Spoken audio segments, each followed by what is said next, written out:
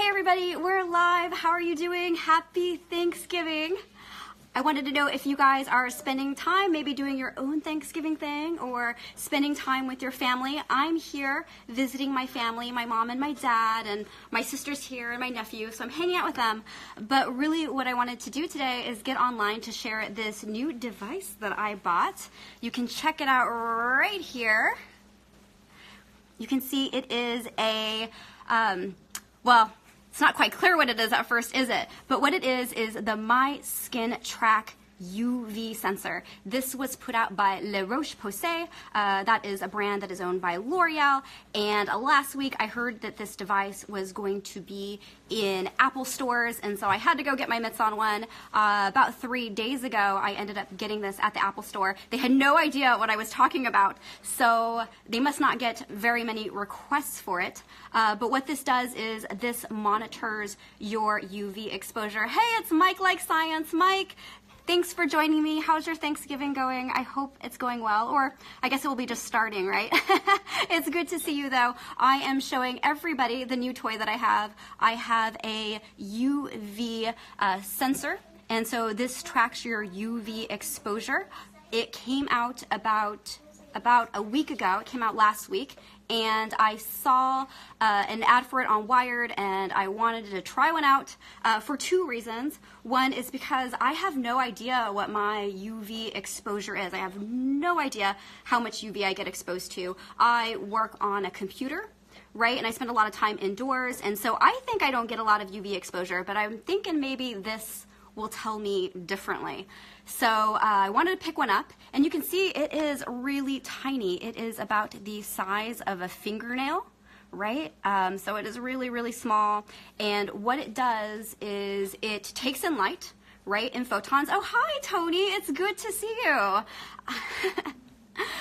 So I was explaining how the sensor worked, essentially, and it takes in light and photons that hit the sensor, and it actually doesn't need a battery, so it's actually driven by the light itself, right? It charges a capacitor, and it gathers data on your UV exposure, and then when you take your phone and you tap it on your phone, it transfers the data onto an app on your phone. And what you can do is you can analyze your UV exposure over time, and what that does is it's really helpful in just determining what your exposure is and learning how to adapt your habits, right, so that you have less UV exposure.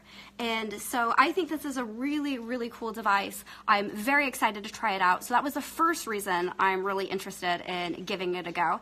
And then the second reason is because lately there have been fires in Northern California.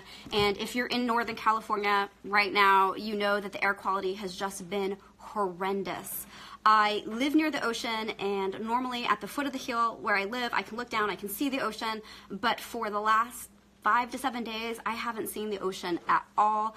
People are wearing masks, and the air quality has just been really bad in general. And so one of the things that this device does is it tracks air quality. Now, the thing that I learned about that, though, is it doesn't track it based off your ambient environment. Originally, I thought that it was actually collecting data from our ambient environment and calculating our pollution based off of that. But what it's doing is it's using your geolocation, and it is using the data that it's getting off your phone, right, and various indices for air quality, and it's calculating those and it's recording those, and so it's building its analysis off that. But still, despite that, I think it will still be helpful just to be aware of how much pollution I'm getting, because you notice I have this cough, and the air quality hasn't been helping with it, and so I feel like it would be good to get some data and know just what I can be doing better in terms of my exposure to both UV but also to the pollution right now, because the pollution is really bad. Another thing, for those of you who have eczema, I have a visitor I want to introduce you to really fast, but I'll finish this thought first. For those of you who have eczema, it tracks the humidity in the air, and so you can see if your skin is responding to the humidity levels. Show us some of the data. Mike, I would love to show you some of the data, but unfortunately, the phone that I'm using right now is the phone that has the actual app on it. So what I did do, though, is I downloaded the app onto another phone, but unfortunately it looks like it doesn't transfer the data between the accounts, so it's fairly empty at the moment. But you can see here it has, let's see if I can focus you guys a little bit better. Or I'll just pull back. There we go. Sorry about that. So you can see that it measures UVA and UVB, and then it finds your location. Right now I'm in Clovis, California, and you can see it has the humidity here, and then also the air quality level. I'm in Clovis. It's fair. It's not like the Bay Area. When I was in the Bay Area, it said unhealthy. And so what I will do, though, is I will put together like a more formal video where you guys can see the data that I got. So excuse me, so that you can see how it reports that data. And really, it's still early for me with the device. I've only had it for 3 days, so there's not a lot of data to really get excited about yet. I imagine that the benefit with this product is over time. So one of the reasons I also feel that this is really important is because sorry, my cough is acting up, because it's an estimated that 1 in 5 Americans get skin cancer, and that number is pretty darn high. And then we also know, if you've watched my channel, that UV can also increase your chance of just premature aging, right? And that's not a very great thing to have either. And so it's nice just to check and see my exposure and see. I think I don't get a lot of UV exposure, but maybe I find out that that's not true, and that's the benefit of one of these devices. Again, I said it's very small. It's about the size of my pinky, which I think is really cool, but I also think that in some ways that is a disadvantage of this product, is that it's so small that I give myself 2 weeks before I lose it. I am just not so good at not so good at keeping tiny things like this. I'm worried it's going to end up in the wash.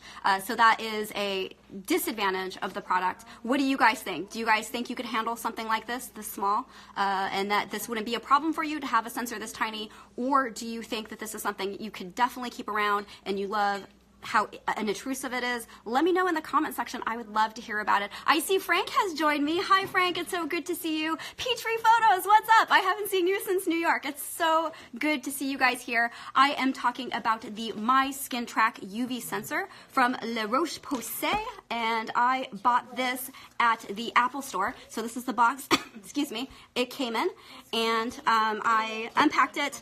I put it onto the clip, and what's cool about this clip is you can pretty much wear it anywhere. So you can put it on like the brim of your hat. You can put it, I had it on my vest, and then the other day I had it, I don't think you can see this, but I put it on, yeah, no, I can't lift my leg on the table. My mom will freak out. But you can put it on your shoelaces, and what it does is it basically takes in UV from the environment, and it tracks it, right? It uses an app to track it. I should be more specific. It uses an app to track it. And so what it does is it gets your UVA and UVB. You can see I have someone creeping in the background, so I might as well introduce them. Julian, do you want to come over and say hi? Sure. So this is my nephew. Say hi, Julian. Hi. Hi. How old are you? 6. 6. Okay. And do you want to say anything to everybody before I continue this and kick you out? Sure. What do you want to say? I wanna say that I know science is fun and I think I brainwashed him. And you can learn stuff when you do that, but it's also Yes. cool and educating. Doesn't sound like I brainwashed him or what. But here's one thing I wanted to point out, actually, is my nephew has, okay, he's running off. He has fairly fair skin, and the rest of us in the family have skin that's a lot darker. And so it would actually be interesting for kids, I think, because kids are outside a lot, and they get a lot of exposure to UV. And they have something in the app that basically, I think they call it sunstock. It acts as a threshold, telling you when you've had too much sun. And I was like, that's perfect for kids. So the only minus is that it's so tiny. So one thing that I've seen people do is wear it as a necklace. So you just clip it on as a necklace, and yeah, it's totally cute. So I might wear it like that in the future, because otherwise I worry it's going to end up in the wash. But Daddy likes to sunbathe naked. Where does Oh he my put goodness. it? Okay, I'm gonna ignore my nephew. He's trying to be silly right now. No, don't ignore me. No, really say the answer. No, she's going to say it. Okay, quickly, hurry up. What was the question? Daddy likes Dad likes to sunbathe naked. Where should he put He it? said his daddy likes to sunbathe naked. Where should he put it? All right, get out of here, scram. All right, I'm going to continue this without you. So you can wear it. You can wear it on your sunglasses or the rim of your hat or as a necklace if you want to. If you want to sunbathe naked. Anyway, my family's crazy. All right, let's take a closer look at this. Let me take this off the tripod really fast. I hope you guys are having a good Thanksgiving. So here is a close-up look right here at the device. And it's really tiny. It comes with a clip. And again, I said it comes with a corresponding app as well. And so it doesn't need a battery. It actually has a capacitor inside, and it uses the UV, or it uses light in general, basically, to power it. So you don't need a battery, which is kind of cool. It is water resistant, though, and not waterproof. And what that means is that if it gets caught in the wash, it's probably gone. And so this product was $60.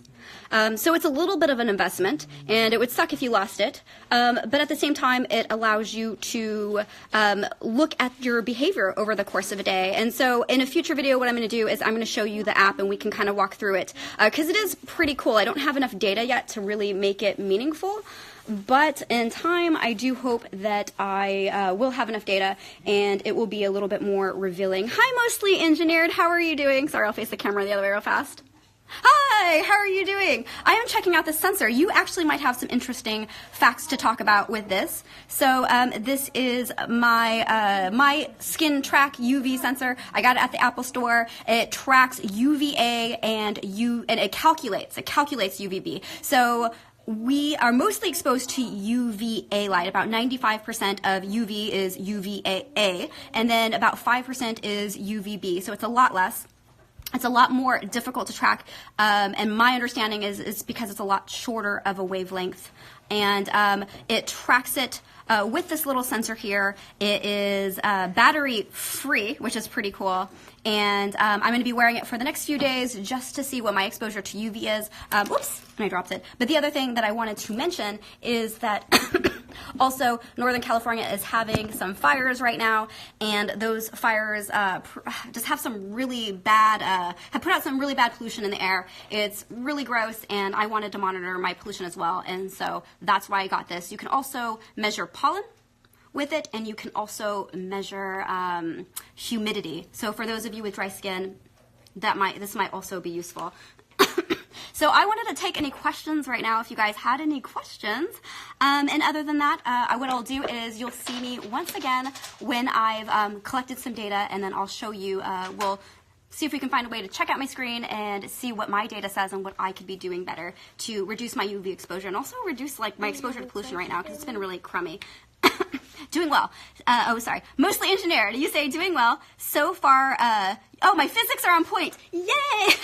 As a combustion person, I would recommend a face mask outside. I know, right? Because there's so many really bad things in the air right now. You know, obviously, when the fire is burning, it doesn't discriminate what it burns. So, you know, you're burning plastics and all sorts of things. And this device breaks it down. I wish I could show you guys right now, but unfortunately, let me see if I have it. Let me look. I downloaded it onto an Android phone, so just so you know, it works on both Apple and Android. Unfortunately, it doesn't look like it transferred the data between the two, so I have the data on the phone that I'm actually doing this recording with, and I don't have the data on my Android right now. But let me see if I can see how it breaks down the pollutants. Learn more about pollutants. Okay, so it breaks it down into carbon monoxide, nitrogen dioxide, sulfur dioxide, and it gives you your PM10 and PM2.5 and your ozone. So let me give you, excuse me, I'm going to give you a quick, let's see if I can get this focused here. All right. So you can see here, I'm just kind of like running through some of the data, but and what it does is it gives me a current value. It takes the current value from basically data that it gets online. It actually doesn't measure that. I know at first I was hopeful that it would measure the actual particulate in the air, but apparently that's really hard to do. And so what it does is it just pulls from different indices and it gives me that information. Mike Like Science says, would be dope if it was built into smart watches or fitness trackers. And I agree. We have so many different types of devices these days. that it's always nice when there's consolidation, right? From a design perspective, I would certainly, if I wore a watch all the time, I would certainly love just to have a watch that had some of this functionality instead. But right now, it'd be interesting to know, do you guys think this device is useful? Do you not? How do you feel about its size? Because it is really small, and like I said, it means you could potentially use it, but it means you could potentially lose it, but it also means that it's, not very disruptive to wear. And so I've been wearing it on my vest all day and have almost forgotten about it. So I'm going to put it back on there. And it is kind of a sleek little thing, too. I like jewelry, as you can tell. And so it kind of reminds me of a piece of jewelry as well. So let me do one more close-up before I close out. But let me know what you guys think. I'm so curious. And I'm interested to see when I get the data, like, is this purchase worth it? With $60. $60. And so I want to know if it's actually worth the money or not. And it depends on really how the analysis goes. I know that they have a tab that tries to sell me products. I'll admit I'm not so keen on that. But I think that the data could be really valuable in terms of changing my habits. So Mostly Engineered says, I like the size. I would wear one in the lab for soot particle tracking. Oh, okay. That's fascinating, actually. Okay, yeah. So, I mean, it is nice. The size is very convenient. But I don't know if this would be problematic or not. But for soot particle tracking, if it is directly related to your lab environment, it will not track that, as far as I understand. What it seems to do is it seems to pull data from basically from online, from indices that already exist, and it takes that data and it just plots your day-to-day, what would you say, exposure for that location. So it's not actually measuring the particulate. But I think that would be a pretty freaking cool achievement if you could measure the pollution. Because I know, for example, in cosmetics, one of the things that they're really concerned right now is your exposure to pollution. And if you go to places like Delhi or Beijing, right, what we're experiencing in Northern California as something rare happens more frequently and more often there, right? There's lots of pollution, and it's interesting to see the way that it impacts your skin. And so I think that this is a potential springboard for lots of really cool things, and I really commend L'Oreal, right? So Roche-Posay, that is a brand of L'Oreal, and I really commend L'Oreal for creating this in some sense, because I think that this is a step forward in making cosmetics more customizable, right? But also trying to tie it into health, right? So we know what our environmental exposure to things, how that really impacts our health, right? So anyway, those are my thoughts about it. I'll give you one more close look before I close out. I'm hanging out here with my nephew. It's Thanksgiving. Say hi. Hi. And so I'm here with my family, just hanging out at home, and I thought I'd share it because this is kind of my little project, is just to get some data on this for the holidays, since the holidays is kind of crazy. But it's so good to hear from you guys. Mike Like Science says it's kind of expensive for me, and it is. $60 is not cheap. With that said, this product has gone through a number of iterations. So it started, I want to say, in 2016 as a patch, right? A patch that you put on to your skin. And I think the issue, though, was that the patch did not last a long time. So you could make an incremental assessment about your behavior, but then you would unfortunately have to get rid of the patch eventually. And so then they switched it to they switched it to this, but it could stick on your nail. So it was more adhesive, I think, right? And then this is the last design iteration, is that it's more like a little button, again, the size of your finger, and then you can put it onto, anywhere you want. You can kind of like clip it on. So this is their most recent design iteration. So it's meant to last longer. Of course, if you lose it, it's a watch. Sorry, you're going to see my mom run past here really fast. It's crazy here at the Espinosa household. It's nuts, but it's good to see everyone. And then you said if it was recommended by a doctor because of some condition, I would buy it. And maybe it will in the future. I noticed one of the things that it did was it tracks the humidity in the air. And if you are someone who suffers from dry skin, it would probably be really good to see your ambient environment and how much humidity is there, and when your skin gets really bad and when it doesn't. I mean, I think it's a really good tool for making assessments about your life and seeing what you could personally change to make, basically to make for a better situation for, you know, your skin. So in the future, a doctor may be recommending it, right, as part of a overall solution to some sort of health issue that you have. Mike Like Science says, I check humidity online for hair reasons. I know, I have the same problem. My hair, when it is humid, just gets really foofy. Gets really, really foofy. So let me show it to you guys one more time. We'll do one more close up real fast. Let's see. Sorry. All right, there it is. This little guy, again, really tiny. There's my little finger. Here, my nephew is going to model it for us. And he has really tiny hands. And when I put my thumb next to it, it makes my thumb look like space thumb. It looks super gross, right, and like large. I know it does. It does. It does. It does. Well, I'm glad my nephew sympathizes with me here. And so what it does is it tracks UVA and UVB. It reads it through this little window here. You can see the sensor there. It has a capacitor that charges it, so it doesn't need a battery. UVA is about 95% of our UV exposure, and with 1 in 5 Americans getting skin cancer, I feel that this is, you know, something to think about is our habits. And I would say that exposure to UV happens in some funny places that we don't really expect, right? Like it happens when we're commuting, right? So if you're a morning commuter and that sun's out, you might not be protected from, you know, UVA.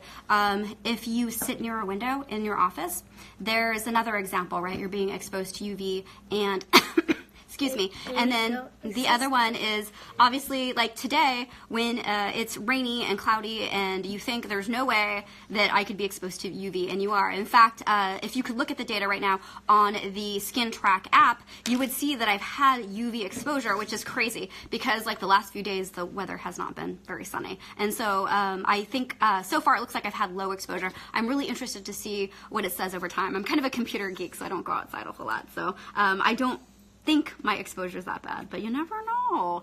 So yeah, that's about it. Why don't I wait for 1 or 2 minutes? If you have any questions, feel free to ask.